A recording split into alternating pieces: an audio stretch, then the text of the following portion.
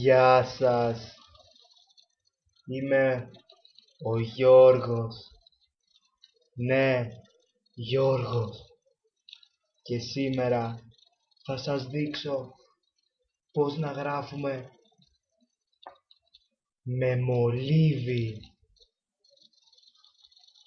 Μολύβι. Γράφω. Μολύβι. Γράφω με μολύβι. Θα σας δείξω.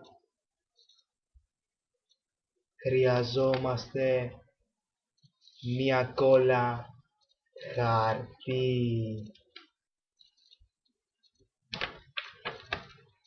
και ένα μολύβι. Γράφω χαρτί, μολύβι, χαρτί.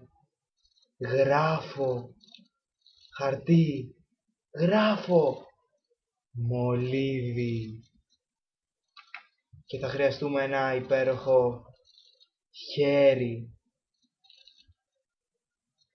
Χέρι,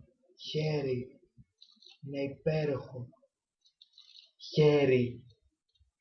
Παίρνω με το χέρι το μολύβι και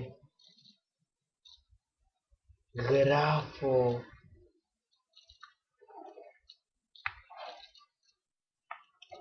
Μολύβι. Έγραψα.